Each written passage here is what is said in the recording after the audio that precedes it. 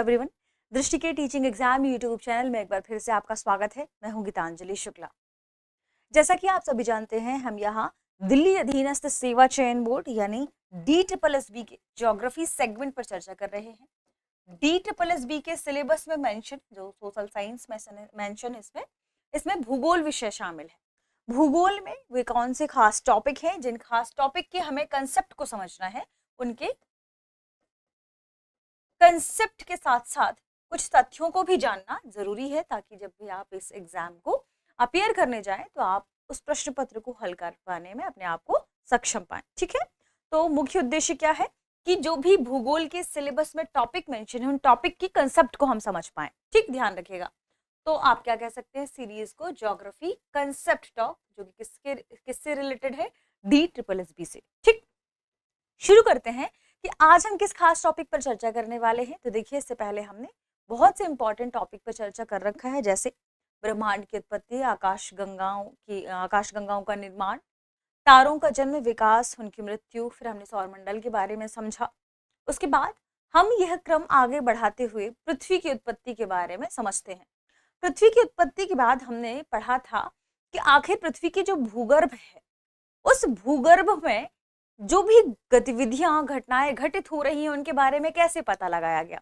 सबसे इंपॉर्टेंट बात कि भूगर्भ की प्रवृत्ति क्या है, उसके जो कोर, क्रस्ट और मैंटल यानी 3 भाग हैं यदि हम पृथ्वी की बात करें, और बाहर से हम भीतर की ओर प्रवेश करते हैं तो सबसे पहले हमें क्रस्ट मिलता है, फिर उसके बाद मैंटल मिलता है, फिर उसके बाद लास्ट हिस्सा है कोर, सबसे भीतर का भाग कोर। ठीक है, तो इनमें क्या क्या हमें परिवर्तन देखने को मिलता है। जैसे ही हम पृथ्वी में बाहर से भीतर की ओर प्रवेश करते हैं तो इनमें हमें क्या परिवर्तन देखने को मिलता है, किसके हिसाब से, तापमान के हिसाब से। जैसे तापमान में लगातार वृद्धि होती है, घनत्व में, डेंसिटी में लगातार वृद्धि होती जाती है, और साथ में जैसे ही हम भीतर की ओर प्रवेश करते हैं तो यहाँ प्रेशर में भी वृद्धि देखने को मिलती है। ठीक है, यह वृद्धि जैसे हमने पढ़ा था कि कई प्रकार से होती है, और उसमें से एक कारण भूकंप भी है, जो कहीं ना कहीं चीजों को प्रभावित करता है। तो आज हम पढ़ेंगे किसके बारे में, भूकंप के बारे में,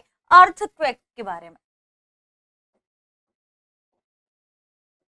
ठीक है, कि भूकंप क्या है। देखिए, यदि हम भूकंप की डेफिनेशन पर जाएंगे तो आपको क्या पता चलेगा कि पृथ्वी पर जो अंतर्जात बल है, बहिर्जात बल है, या तो अंतर्जात बल या बहिर्जात बल के प्रभाव से जब पृथ्वी की साम्य स्थिति में बदलाव आता है, पृथ्वी की जो सिस्टमैटिक उसकी गति, उसकी स्थिति बनी हुई है, जब उसमें किसी भी अंतर्जात बल की वजह से या किसी भी बहिर्जात बल की वजह से उसकी साम्य स्थिति में परिवर्तन देखने को मिलता है, साम्य स्थिति बदलती है, तो उसकी वजह से भूकंप या कंपन पैदा होता है, और इसे ही हम भूकंप कहते हैं।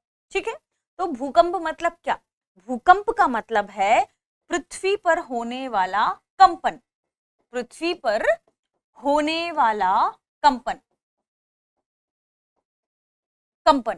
और इसे और भी सामान्य शब्दों में हम इसे डिफाइन करें कि भूकंप क्या है, अर्थक्वेक क्या है, तो हम इसे डिफाइन करेंगे पृथ्वी का कंपन,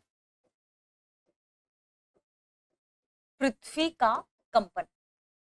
ठीक, अब क्योंकि पृथ्वी का कंपन 2 प्रकार से इफेक्ट कर सकता है। पहली बात, पृथ्वी के भीतर यानी अंतर्जात बल की वजह से यदि कोई कंपन हो रहा है, और दूसरा बहिर्जात बल की वजह से।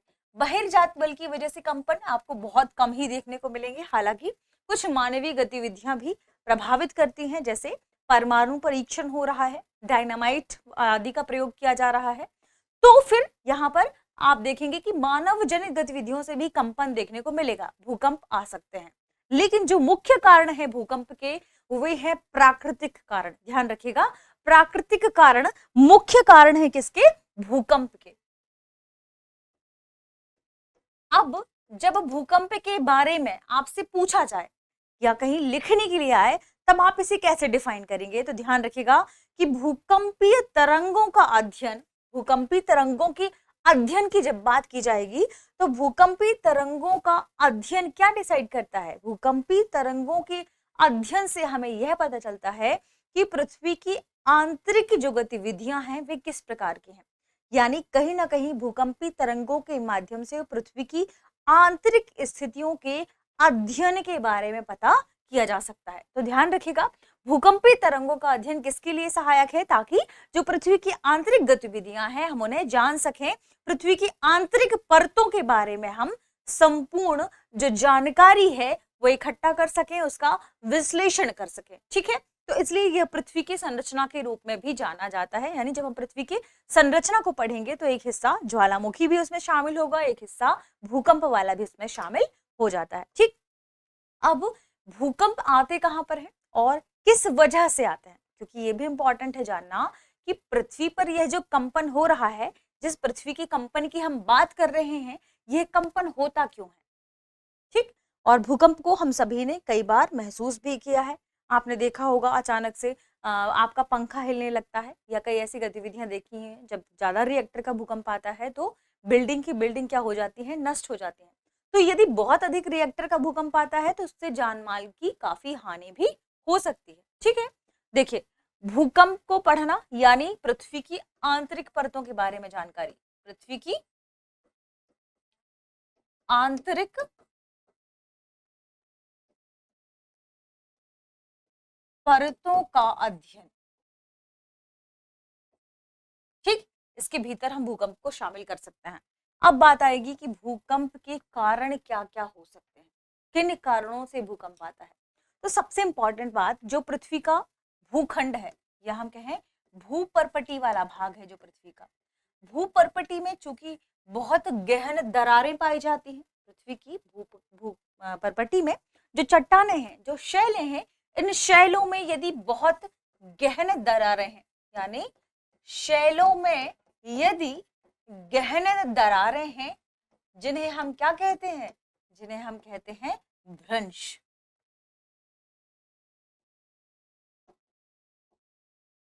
पृथ्वी के स्थल भाग या भूपर्पटी में शैलों में पाई जाने वाली गहन दरारों या भ्रंशों के माध्यम से कई बार भूकंपीय तरंगें उत्पन्न होती हैं। कैसे उत्पन्न होती है इसे हम समझने की कोशिश करेंगे। ध्यान रखिएगा, जो प्लेट विवर्तनिकी है, प्लेट विवर्तनिकी यानी विभिन्न तरीके से प्लेटों का टकराना। कैसे? जैसे हमने प्लेट विवर्तनिकी में पढ़ा था अभिसारी प्लेट सीमांत, दो प्लेट आकर आपस में क्या हो रही हैं, टकरा रही हैं। दूसरा अपसारी प्लेट सीमांत, दो प्लेटें एक दूसरे से दूर जा रही हैं, यहां प्लेट आपस में क्या होती हैं, टकराती हैं, टकरा रही हैं।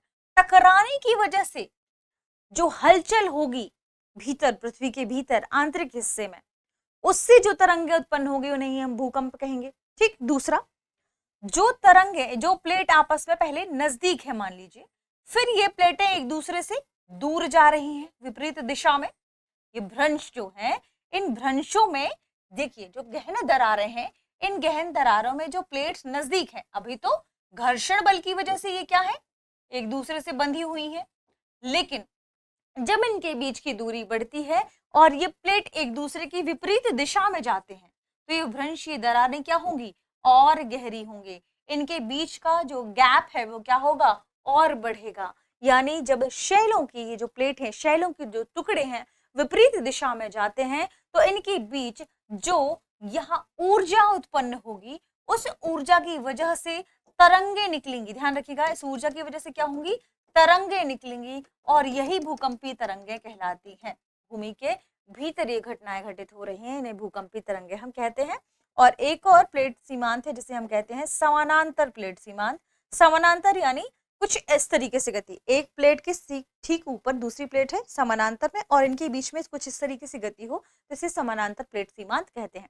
तो देखिए, जो अपसारी और अभिसारी प्लेट सीमांत हमने अभी पढ़ा, जिसे हमने देखा, थोड़े से इसके बारे में हमने जानकारी प्राप्त की, क्योंकि ये प्लेट विवर्तनिकी का हिस्सा है, इसे हम अलग से डिटेल से देखेंगे। ठीक है, तो इसमें क्या हुआ, प्लेटों के बीच गति हुई और प्लेटों के बीच में जो बहुत भारी, क्योंकि एक प्लेट मान लीजिए क्या है, ओशनिक है, एक महाद्वीपीय है, और महाद्वीपीय महासागरीय प्लेटों के बीच में टक्कर हो रही है।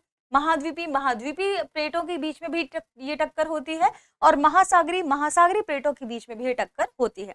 अब आपको क्या ध्यान रखना है कि इन प्लेटों में टकराहट की वजह से कई बार जो भारी प्लेट है वे नीचे धंस जाती है, इसकी वजह से भी भूकंप आते हैं। और जो प्लेटें, जो शैल के टुकड़े क्या हो रहे हैं, दूर जा रहे हैं, इनकी वजह से भी भूकंपीय तरंगें उत्पन्न होती हैं।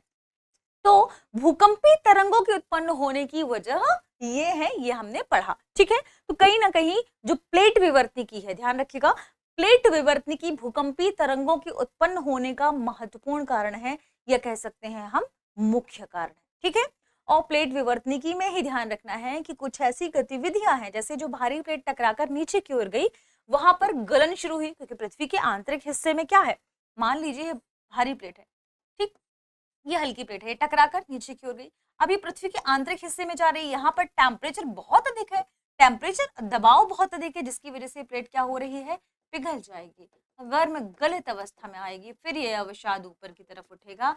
इस वजह से ज्वालामुखी घटनाएं घटित होंगी, और ज्वालामुखी घटनाओं के घटित होने से भी भूकंप की संभावना उस क्षेत्र में बढ़ जाती है। ठीक, तो भूकंपीय गतिविधियों के कई रीजन है, कई कारण है, जिनमें से एक सबसे महत्वपूर्ण कारण है प्लेट विवर्तनिकी। ये सभी अभिसारी, अपसारी, समानांतर प्लेट सीमांत में भूकंपीय गतिविधियां बढ़ जाती हैं। ज्वालामुखी विस्फोट की वजह से भी भूकंपीय गतिविधियां बढ़ जाती हैं। भूस्खलन की वजह से भी भूकंपीय गतिविधियां बढ़ जाती हैं।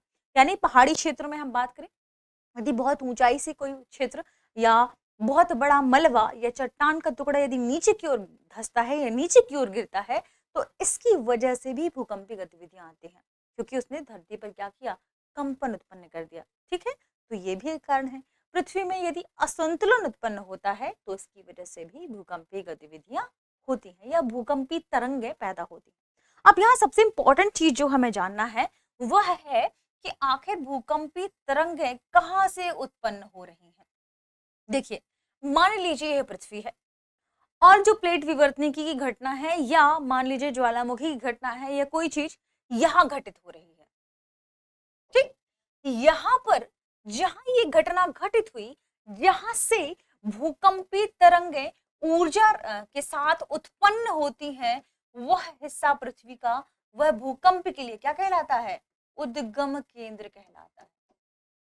क्या कहलाता है, उद्गम केंद्र कहलाता है, जिसे हम फोकस भी कहते हैं, जिसे हम क्या कहते हैं, जिसे हम फोकस भी कहते हैं। तो ध्यान रखिएगा कि पृथ्वी का वह हिस्सा, पूरी पृथ्वी में वह हिस्सा जहां पर, या वह स्थान जहां से ऊर्जा निकलती है, वह भूकंप का उद्गम केंद्र या फोकस कहलाता है। ठीक है, अब इसे अवकेंद्र भी कहा जाता है। क्या कहा जाता है, अवकेंद्र।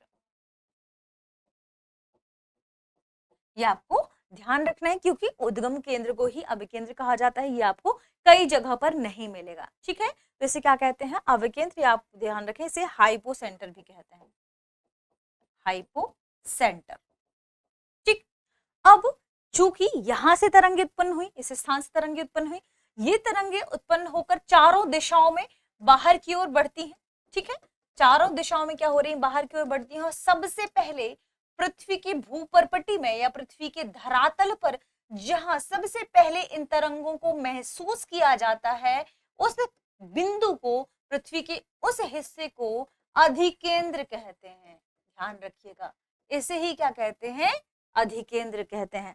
तो जो उद्गम केंद्र है, उद्गम केंद्र से निकलने वाली ऊर्जा की जो किरणें हैं, भूकंपीय तरंगें हैं, वे क्या होती हैं, अलग अलग दिशाओं में क्या बढ़ती हैं, अलग अलग दिशाओं में होकर चलती हैं, पृथ्वी की सतह पर पहुंचती है। तो भूतल पर वह बिंदु, भूतल पर वह बिंदु जहां पर ये सबसे पहले महसूस की जाती है, और आपको क्या ध्यान रखना है, भूमि की ऊपरी सतह पर या भूतल पर ये महसूस की जा रही है, और साथ में ये उद्गम केंद्र के सबसे समीपतम होनी चाहिए। ध्यान रखिएगा, आपको क्या ध्यान रखना है कि भूतल पर वह बिंदु जहां पर ये तरंगे सबसे पहले महसूस की जाती हैं, और यह क्षेत्र उद्गम केंद्र से क्या हो, समीपतम हो, वही उसका अधिकेंद्र कहलाता है। उसका क्या कहलाता है, एपिसेंटर कहलाता है, एपिसेंटर कहलाता है। ठीक, तो ध्यान क्या रखना है, उद्गम केंद्र से 90 डिग्री पर, 90 डिग्री पर बिल्कुल समकोण की स्थिति पर वह बिंदु जो उद्गम केंद्र के समीपतम हो, लेकिन पृथ्वी के कहां पर हो, धरातल में हो, पृथ्वी के धरातल भूतल पर हो। यहाँ पर जब सबसे पहले जिस पॉइंट पर तरंगें महसूस की जाती हैं, सबसे पहले महसूस की जाती हैं धरातल में, वही आपकी सेंटर है। ठीक है, ध्यान ये आपको रखना है। अब बात की जाती है, क्योंकि यहाँ पर एक प्रश्न ये भी पूछा जाएगा कि जिस पॉइंट पर हमने, जैसे इंडिया में किसी पॉइंट पर हमने इसे महसूस किया कि यहाँ भूकंप आ रहा है, ठीक है, तो इसकी विपरीत दिशा में, जहां भी इसकी विपरीत दिशा में जो बिंदु होगा उसे कहा जाएगा क्या, एंटीपोल। किसका, भूकंप का, भूकंप का एंटीपोल कहा जाएगा। ठीक, इसके ऑपोजिट डायरेक्शन में जहां भी वह क्षेत्र होगा। ठीक है, तो ये कुछ चीजें थी, इंपॉर्टेंट थी भूकंप के लिहाज से, भूकंप के इस पॉइंट के लिहाज से आपको ध्यान रखना है। उद्गम केंद्र क्या है, आपको यह ध्यान रखने से किन किन नामों से जाना जाता है, क्योंकि हो सकता है हमें पता हो कि ये उद्गम केंद्र है जहां से भूकंपी तरंगें उत्पन्न हो रही हैं, जहां पर ज्वालामुखी मान लीजिए घटना घटित हुई या कुछ प्लेट विवर्तने की कंडीशन हुई, इसकी वजह से यहाँ पर भूकंपी तरंगें उत्पन्न, हमने समझा इसे उद्गम केंद्र। लेकिन कई बार आपको स्टेटमेंट में लिखकर आ जाएगा अवकेंद्र, और या तो लिखकर आ जाएगा हाइपोसेंटर, तब आप कैसे समझेंगे, तो ध्यान रखिएगा इसे ही अवकेंद्र भी कहते हैं। उद्गम केंद्र ही अवकेंद्र है, लेकिन भूतल पर जो उद्गम केंद्र के सबसे समीपतम या निकटतम बिंदु होगा जहां पर ये तरंगे महसूस की जाएंगी, उसे हम कहेंगे अधिकेंद्र। तो कंफ्यूजन जो सबसे ज्यादा क्रिएट होगा वह होगा उद्गम केंद्र और अधिकेंद्र में, या होगा अवकेंद्र और अधिकेंद्र में। तो आपको ध्यान रखना है अंतर क्या है इनमें है, और ये कहाँ कहाँ अलग अलग चीजों में डिवाइड है, किस प्लेस पर कौन सा पॉइंट है। ठीक है, मिलते हैं अगली वीडियो में जिसमें हम भूकंप के विभिन्न प्रकारों के बारे में समझेंगे, भूकंप के छाया क्षेत्र के बारे में समझेंगे, कुछ अन्य जानकारियों को साझा करेंगे। तब तक आप पढ़ते रहिए, रिवीजन करते रहिए। शुक्रिया।